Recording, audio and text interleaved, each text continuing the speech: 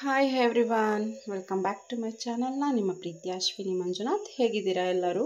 I hope ಚೆನ್ನಾಗಿದ್ದೀರಾ ಅಂತ ಭಾವಿಸ್ತೇನೆ. ನಾನು ಕೂಡ ಚೆನ್ನಾಗಿದ್ದೇನೆ. ಇವತ್ತಿನ ದಿನ ನಾನು ಕಾಯಿ ಹೋಳಿಗೆ ಮಾಡೋದು ಹೇಗೆ ಅಂತ ತೋರಿಸ್ತೀನಿ. ಅಂದರೆ ಹೋಳಿಗೆ ಹೂರಣ ರೆಡಿ ಮಾಡೋದು ಹೇಗೆ ಅಂತ ತೋರಿಸ್ತೇನೆ. ನೀವು ಅದಕ್ಕೂ ಮುಂಚೆ ನನ್ನ ಚಾನಲನ್ನು ಸಬ್ಸ್ಕ್ರೈಬ್ ಮಾಡಿ, ಹಾಗೆ ಬೆಲ್ ಐಕಾನ್ ಪ್ರೆಸ್ ಮಾಡಿ, ವಿಡಿಯೋಗೊಂದು ಲೈಕ್ ಕೊಡಿ, ಹಾಗೆ ಶೇರ್ ಕೂಡ ಮಾಡಿ ಅಂತ ಹೇಳ್ತಾ ಇದ್ದೀನಿ. ಹೊಸದಾಗಿ ಯಾರು ನನ್ನ ಚಾನಲ್ನ ನೋಡ್ತಾ ಇದ್ದೀರಾ ಅವರು ಸಬ್ಸ್ಕ್ರೈಬ್ ಮಾಡ್ಕೊಳ್ಳಿ. ನಾನು ಹಾಕುವಂಥ ವಿಡಿಯೋ ಮೊದಲೇ ನಿಮ್ಮ ಮೊಬೈಲ್ಗೆ ಬರುತ್ತೆ ಅಂತ ಹೇಳ್ಬೋದು. ಬನ್ನಿ ಫ್ರೆಂಡ್ಸ್, ಏನಾರ ಇಂಗ್ರೀಡಿಯೆಂಟ್ಸ್ ತೊಗೊಂಡಿದ್ದೀನಿ ಅಂತ ನಾನು ಇವತ್ತಿನ ದಿನ ತೋರಿಸ್ತೀನಿ. ಹಾಗೆ ನಾಳೆ ಯುಗಾದಿ ಹಬ್ಬ ಇರೋದ್ರಿಂದ ಇವತ್ತು ನೈಟೇ ನಾನು ಹೂರಣನ ರೆಡಿ ಮಾಡಿ ಇಟ್ಕೊಳ್ತಾ ಇದ್ದೀನಿ. ಸೊ ಅದಕ್ಕೆ ಇದೊಂದು ವಿಡಿಯೋನ ಹಾಕೋಣ ಅಂತ ಹೇಳಿ ವಿಡಿಯೋ ಮಾಡ್ತಾ ಇದ್ದೀನಿ ಅಷ್ಟೇ. ಮೊದಲನೇದಾಗಿ ನಾನಿಲ್ಲಿ ದಪ್ಪದಾದಂಥ ದೊಡ್ಡದು ಎರಡು ಹಸಿ ತೆಂಗಿನಕಾಯಿ ತೊಗೊಂಡಿದ್ದೀನಿ. ಅಂದರೆ ಇದು ತೆಂಗಿನಕಾಯಿ ಬಂದು ಬಲ್ತಿರೋಂಥ ತೊಗೊಬೇಕು.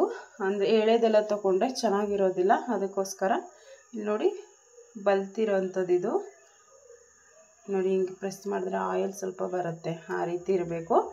ಹಾಗಿದ್ರೆ ಮಾತ್ರ ಚೆನ್ನಾಗಿರುತ್ತೆ, ಅದಕ್ಕೆ ಘಮ ಕೂಡ ಚೆನ್ನಾಗಿರುತ್ತೆ. ಇಲ್ಲಿ ನಾನು 1 ಟೇಬಲ್ ಸ್ಪೂನಷ್ಟು ಗಸಗಸೆ ತೊಗೊಂಡಿದ್ದೀನಿ. ಹಾಗೆ ಅರ್ಧ ಟೀ ಸ್ಪೂನಷ್ಟು ಏಲಕ್ಕಿ ಪೌಡರ್.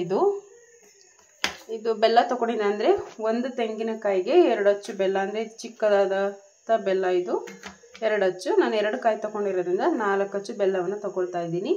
ಮೊದಲನೇದಾಗಿ ನಾನು ಇದಕ್ಕೆ ಸ್ವಲ್ಪವೂ ನೀರು ಹಾಕ್ತೇನೆ. ಡ್ರೈ ಆಗಿ ನಾವು ನುಣ್ಣಗೆ ಗ್ರೈಂಡರ್ ಮಾಡ್ಕೊಬೇಕಾಗುತ್ತೆ, ಅಂದರೆ ಮಿಕ್ಸಿಲಿ ಹಾಕ್ಕೊಂಡು ಪುಡಿ ಮಾಡ್ಕೊಬೇಕಾಗುತ್ತೆ. ಇದೊಂದು 2 ಸಲ ಮಾಡಬೇಕು. ನಾನು ಹೇಗೆ ಮಾಡೋದು ಅಂತ ತೋರಿಸ್ತೇನೆ. ನಾನಿಲ್ಲಿ ಮಿಕ್ಸಿ ಜಾರ್ ತೊಗೊಂಡಿದ್ದೀನಿ. ಹಾಗೆ ತುರಿದಿಟ್ಕೊಂಡಿರುವಂತಹ ಕಾಯಿನ ಹಾಕ್ಕೊಳ್ತಾ ಇದ್ದೀನಿ.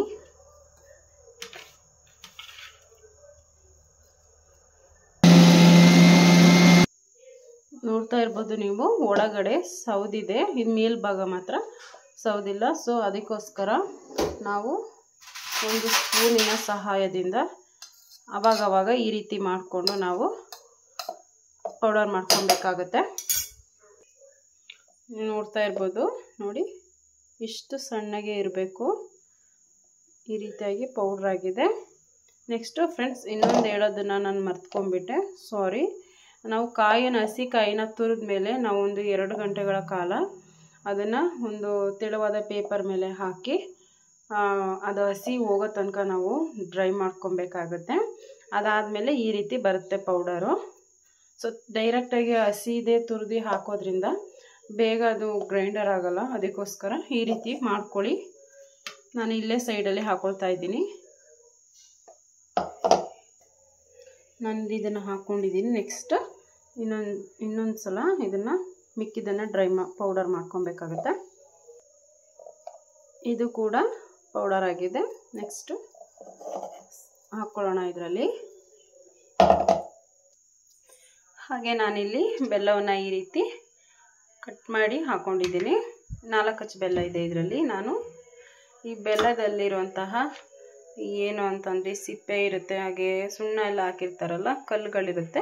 ಸೊ ಇದನ್ನು ಫಿಲ್ಟರ್ ಮಾಡ್ಕೊಬೇಕು. ಅದಕ್ಕೋಸ್ಕರ ನಾನಿಲ್ಲಿ ಟೀ ಕಪ್ನಲ್ಲಿ 1.5 ಕಪ್ನಷ್ಟು ನೀರನ್ನು ಆ್ಯಡ್ ಮಾಡ್ಕೊಳ್ತಾ ಇದ್ದೀನಿ. ಯಾಕೆ ಅಂತ ಅಂದರೆ ನಾನು ಇದನ್ನು ಫಿಲ್ಟರ್ ಮಾಡ್ಕೋಬೇಕು, ಡೈರೆಕ್ಟಾಗಿ ನಾನು ಪಾಕ ತೆಗೆಯೋದಿಲ್ಲ, ಅದಕ್ಕೋಸ್ಕರ. ನೆಕ್ಸ್ಟ್ ನಾವು ಗ್ಯಾಸ್ ಸ್ಟವನ್ನು ಆನ್ ಮಾಡಿ ಇಟ್ಕೊಂಡ್ಬಿಡೋಣ. ಗ್ಯಾಸ್ ಸ್ಟವ್ ಆನ್ ಮಾಡಿದ್ದೀನಿ ಆಲ್ರೆಡಿ. ಇವಾಗ ಬೆಲ್ಲ ಕರಗಲಿಕ್ಕೆ ಇಟ್ಟಿದ್ದೀನಿ. ನೀಟಾಗೆಲ್ಲ ಕರಗಬೇಕು. ಬೆಲ್ಲ ಕೂಡ ಕಂಪ್ಲೀಟಾಗಿ ಕರಗಿದೆ. ನಾನು ಸ್ಟವ್ ಆಫ್ ಮಾಡ್ಕೊಂಡಿದ್ದೀನಿ. ಇವಾಗ ಇದನ್ನು ಫಿಲ್ಟ್ರ್ ಮಾಡ್ಕೊಂಬಿಡೋಣ. ಇವಾಗ ಇದು ಫಿಲ್ಟರ್ ಆಗಿದೆ. ನೋಡ್ತಾ ಇರ್ಬೋದು ಎಷ್ಟು ಗಲೀಜಿದೆ ಅಂತ ಹೇಳಿ ಬೆಲ್ಲದಲ್ಲಿ. ಅದಕ್ಕೋಸ್ಕರ ನಾವು ಫಿಲ್ಟರ್ ಮಾಡ್ಕೊಬೇಕಾಗತ್ತೆ. ಫಿಲ್ಟರ್ ಮಾಡದೆ ಹಾಗೆ ತಿಂದರೆ ಜೊತೆಯಲ್ಲಿ ಅದನ್ನು ನಮ್ಮ ಹೊಟ್ಟೆಗೆ ಹಾಕ್ಕೊಬೇಕಾಗುತ್ತೆ. ಅದಕ್ಕೋಸ್ಕರ ಇದು ಸುಡ್ತಾ ಇದೆ ಪಾತ್ರೆ. ಸೊ ಇವಾಗ ನಾನಿಲ್ಲಿ ಅದೇ ಪ್ಯಾನನ್ನು ತೊಳೆದಿಟ್ಕೊಂಡಿದ್ದೀನಿ. ನೆಕ್ಸ್ಟು ನಾವೇನು ಪಾಕನ ಸೋರಿಸಿಟ್ಕೊಂಡಿದ್ದೀವಿ ಅದನ್ನು 1 ಎಳೆ ಪಾಕ ಬರೋ ತನಕ ರೆಡಿ ಮಾಡ್ಕೊಬೇಕಾಗತ್ತೆ.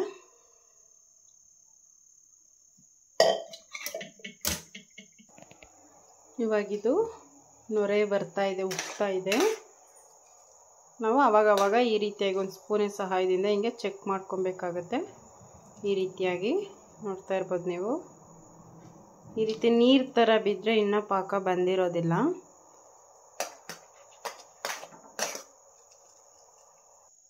ಇವಾಗಿದು ಪಾಕ ಹೇಗೆ ಬಂದಿದೆ ಅಂತ ನೋಡೋದಕ್ಕೆ ನಾನಿಲ್ಲಿ ಒಂದು ತಟ್ಟೆಗೆ ಸ್ವಲ್ಪ ನೀರು ಹಾಕ್ಕೊಂಡಿದ್ದೀನಿ. ಹಾಗೆ ಪಾಕನ ಸ್ವಲ್ಪ ತೆಗೆದು ಈ ರೀತಿ ಹಾಕಬೇಕು.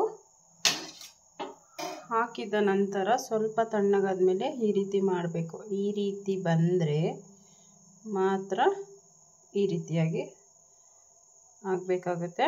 ಬಂದರೆ ಮಾತ್ರ ನಾವು ಇದು ಪಾಕ ರೆಡಿ ಇದೆ ಅಂತ ಅರ್ಥ. ನಾನು ನಿಮಗೆ ಇನ್ನೊಂದು ಸಲ ತೋರಿಸ್ಕೊಡ್ತೀನಿ ನೋಡಿ. ಈ ರೀತಿಯಾಗಿ ಬಿಟ್ಕೊಂಡು ಸ್ವಲ್ಪ ಹಾರಿದ ನಂತರ ನೋಡ್ತಾ ಇರ್ಬೋದು ನೋಡಿ, ಈ ರೀತಿ ಆಗಬೇಕು. ಜಸ್ಟ್ ಈ ರೀತಿ ಆದರೆ ಪಾಕ ಬಂದಿದೆ ಅಂತ ಹೇಳಿ. ನೆಕ್ಸ್ಟ್ ನಾವು ಪೌಡರ್ ಮಾಡಿ ಇಟ್ಕೊಂಡಿರೋಂತಹ ಕಾಯಿನ ಹಾಕ್ಕೊಳ್ಳೋಣ. ಹಾಕ್ಕೊಂಡು ಕೈ ಬಿಡದೆ ತಿರುಗಬೇಕಾಗುತ್ತೆ. ಈ ರೀತಿಯಾಗಿ ನೋಡ್ತಾ ಇರ್ಬೋದು ನೀವು. ಈ ರೀತಿಯಾಗಿ ನೀಟಾಗಿ ಮಿಕ್ಸ್ ಮಾಡಿ ಒಂದು 2 ನಿಮಿಷಗಳ ಕಾಲ ಬೇಯಿಸ್ಕೊಬೇಕು. ಏಕೆ ಅಂದರೆ ಆ ಒಂದು ಕಾಯಿಗೆಲ್ಲ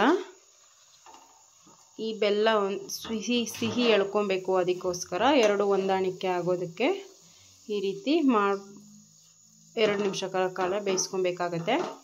ಇನ್ನೊಂದೇನಪ್ಪ ಅಂದರೆ ನಾನು ಕಾಯಿನ ತುರಿದು ಹಸಿ ಒಣಗಾಕಿರೋದ್ರಿಂದ ನಾವು ಈ ಒಂದು ಹೂರಣನ 1 ತಿಂಗಳಾದರೂ ಸಹ ಮಾಡ್ಕೊಂಡು ತಿನ್ಬೋದು. ಇವಾಗ ಇದು 2 ನಿಮಿಷಗಳ ಕಾಲ ಫ್ರೈ ಆಗಿದೆ. ನೆಕ್ಸ್ಟು ಗಸಗಸೆನ ಆ್ಯಡ್ ಮಾಡ್ತಾಯಿದ್ದೀನಿ. ಹಾಗೆ ಏಲಕ್ಕಿ ಪೌಡರ್. ಇದು ಜಸ್ಟ್ ಒಂದು ಮಿಕ್ಸ್ ಕೊಟ್ಟು ಸ್ಟವನ್ನು ಆಫ್ ಮಾಡ್ಕೊಬೇಕಾಗತ್ತೆ. ಇವಾಗಿದು ಕಂಪ್ಲೀಟಾಗಿ ರೆಡಿ ಇದೆ, ನೋಡ್ತಾ ಇರ್ಬೋದು ನೀವು. ಹಾಗೆ ಇದು ಕಂಪ್ಲೀಟಾಗಿ ತಣ್ಣಗಾಗಬೇಕು. ತಣ್ಣಗಾಗಲಿಕ್ಕೆ ಒಂದು 2 ಅವರ್ ಬೇಕಾಗುತ್ತೆ. ನಾನು ನಿಮ್ಗೆ ಇವಾಗ ತೋರಿಸ್ತೀನಿ ಅದು ಹೇಗಿದೆ ಅಂತ ಹೇಳಿ. ಈ ರೀತಿ ಉಂಡೆನ ಕಟ್ಟಿದ್ರೆ ಶೈನಿಂಗ್ ಬರಬೇಕು. ನೋಡ್ತಾ ಇದ್ದೀರಾ ನೀವು, ನಾನು ಯಾವುದೇ ರೀತಿ ತುಪ್ಪನ ಆ್ಯಡ್ ಮಾಡಿಲ್ಲ.